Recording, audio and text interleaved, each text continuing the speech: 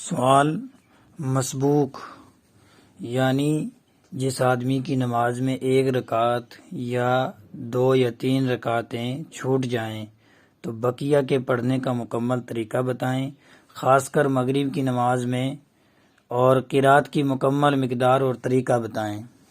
جواب یہ ہے، مسبوق جس کی ایک رکعت یا زیادہ رکعتیں رہ گئی ہوں، اسے اپنی باقی ماندہ نماز ادا کرنے میں 2 باتوں کی رعایت کرنی ہوگی، ایک تلاوت و قرات، دوسرا تشہد۔ دونوں کی تفصیل یہ ہے کہ نماز کے دوران امام کو جس رکن میں پائے تکبیر تحریمہ کہہ کر مقتدی جماعت میں شامل ہو جائے۔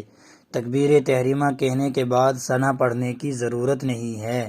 امام کی نماز مکمل ہونے کے بعد مسبوق یعنی جس کی کوئی رکعت امام کے ساتھ ادا کرنے سے رہ گئی ہو، اپنی بقیہ نماز اس طرح مکمل کرے گا کہ وہ امام کے دونوں سلام پھیرنے کے بعد کھڑے ہو کر پہلے ثنا، پھر سورہ فاتحہ کے بعد کوئی سورت پڑھ کر رکوع کرے گا۔ اگر ایک رکعت رہ گئی ہو تو ایک رکعت کے بعد سلام پھیر دے گا، مکمل تشہد اور درود پاک اور دعا پڑھ کر سلام پھیر دے گا۔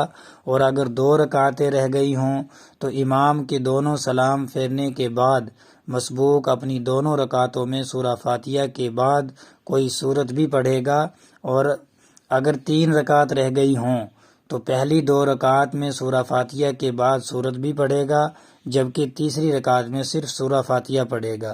یہ حکم جو میں نے بتلایا ہے یہ تلاوت کے اعتبار سے تھا۔ قاعدہ یعنی تشہد میں بیٹھنے سے متعلق حکم یہ ہے کہ 2 یا 4 رکعت والی فرض نماز میں 2 رکعت رہ گئی ہوں تو امام کے بعد دونوں رکعت ادا کر کے آخر میں قاعدہ کرے گا، یعنی امام کے سلام پھیرنے کے بعد دونوں رکعت ادا کر کے آخری قاعدہ کر کے سلام پھیرے گا۔